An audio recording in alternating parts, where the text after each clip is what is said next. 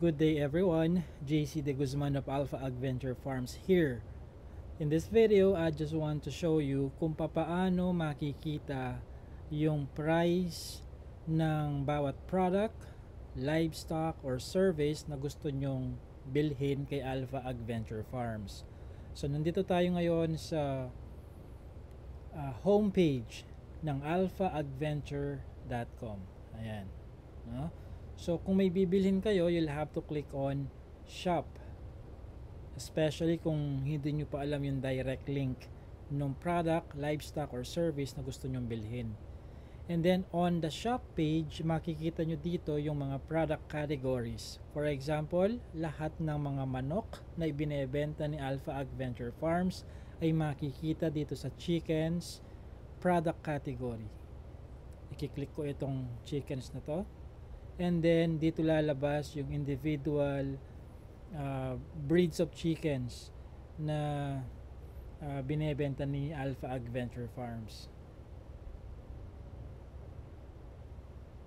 Ayan, no? So, yan lahat sila. Now, let's say gusto natin bumili ng Rhode Island Red. I-click lang natin yung Rhode Island Red. And then mayroong pre-selected option kaagad dito, no? Halimbawa, in the case of Rhode Island Red, yung fertilized eggs naka-select kaagad pagka-load ng page. Etong price na nakikita dito sa taas, yan ang price range mula dun sa pinakamurang option regarding sa Rhode Island Red hanggang dun sa pinakamahal na option. Okay? So kung gusto naman ninyong makita yung mismong presyo noong product na tungkol sa Rhode Island Red na gusto nyong bilhin, kailangan nyong piliin yon dito sa drop down box. Ito yung drop down, itong may inverted triangle dun sa right hand side. So nandyan lahat yung mga products na patungkol kay Rhode Island Red. Halimbawa nga yung fertilized eggs, cockerel, pullet, yung mga 1 week old, 1 month old, hanggang sa 5 month old pataas. So let's say gusto mong malaman halimbawa kung magkano ang presyo ng isang set ng 3 months old na Rhode Island Red na binubuo ng 4 pullets and 1 cockerel. I-click mo lang yon. Ayan. So lalabas ngayon dito sa baba yung presyo ng isang set na yon. So ganun lang ang paraan kung paano malalaman kung ano ang presyo ng specific product, service, or livestock na gusto nyong bilhin. Huwag lang kayong titingin dito sa price range sa taas, no?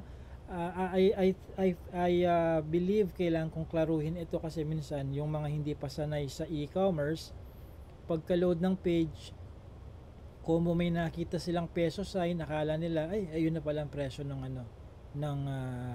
isang tray na itlog. Akala nila yung isang tray na itlog ay nagkakahalaga ng 2,000 to 17,500 pesos. And that's not how it works, no? Kailangan mong piliin yung product dito sa drop down box. Ayan, magbabago naman yan yung presyo dito sa baba. Pili tayo ng iba pang sige. Iba pang product, no? Balik tayo dun sa shop page. Let's say gusto nyong mag-register doon sa chicken farming seminar. Ayan. Nandito yan. Click natin itong chicken farming seminar. Ang naka-pre-select dito, yung naka-select siya kaagad pagka-load ng page ay yung all modules. Ayan, no? Ayan ang presyo niya, nasa baba. Now, let's say ayaw mo munang bilhin lahat ng modules, no? Gusto mo magumpisa ka lang muna sa module 1. And magkano ang module 1? To find out, click mo yung module 1 only na option. So lalabas siya ngayon dito. Okay? So itong, again, uulitin ko, itong price range na naka-display sa taas by the word range itself represents yung pinakamura at pinakamahal na option dun sa drop down box natin. Okay? So that's how to find out kung magkano yung presyo ng product, service, or livestock na gusto nyong bilhin. Huwag lang kayong titingin dito sa price range na nasa taas. Galawin ninyo itong drop down box na nandito. Okay? Mag-scroll din minsan, especially kung nasa smartphone kayo. Baka pagka nasa smartphone kayo sa first dun sa unang litaw ng page, hindi, halimbawa hindi nasasakop itong drop down, mag-scroll lang kayo ng bahagya pababa. Okay, para makita ninyo. So yun lang, no? Gusto ko lang maging malinaw iyon, especially dun sa mga hindi pa talaga sanay sa e-commerce. Kagaya ng malamang matagal na ninyong alam, modern ang pamamaraan ng pagbebenta dito sa Alpha Adventure Farms, no? Hindi na uso dito yung bibisita ka and then kaliwaan ng kung ano yung binili mo tapos yung bayad mo. Hindi uso dito sa Alpha Adventure Farms ang ganon.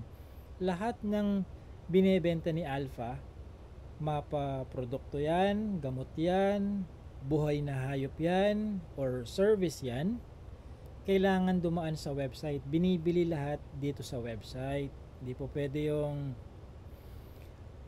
akin na GCash mo, straight ko na lang ipadala ang bayad sa GCash mo kaya doon sa BDO account mo. Hindi po pwede yun. Kailangan dumaan sa website. We also provide assistance. Let's say talagang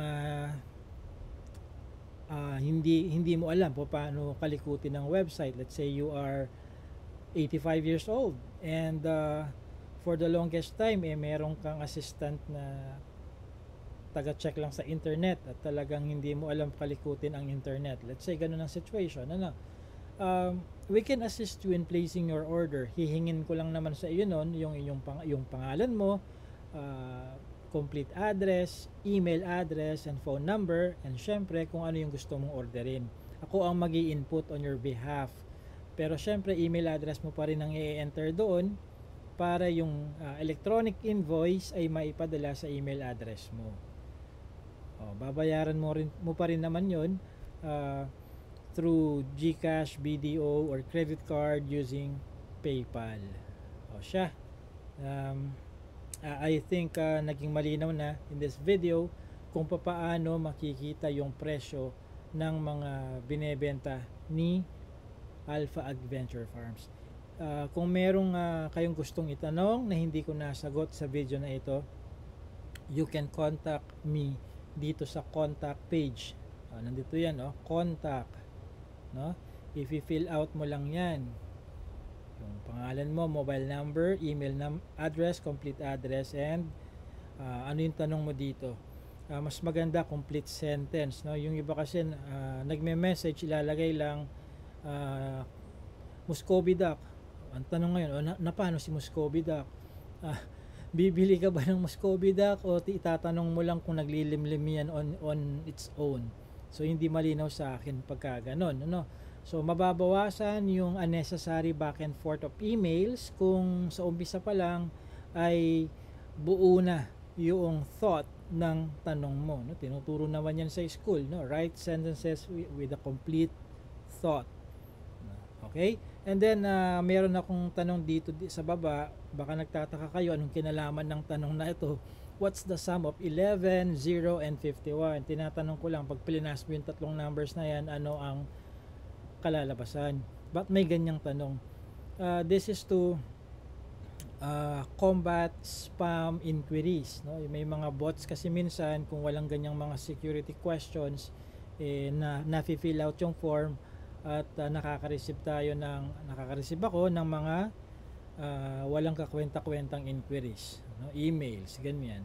So to make sure na tao talaga ang nag-i-email sa akin, nilalagyan ko ng ganyang tanong at nagbabago-bago ang tanong na nandito, hindi yan permanenteng ganyan. Maaaring bukas automatically iba na yung tanong dyan, or right after watching this video iba na yung tanong dyan. So that's the purpose of this seemingly irrelevant question. Okay? So siya, this has been JC De Guzman of Alpha Adventure Farms. Thank you.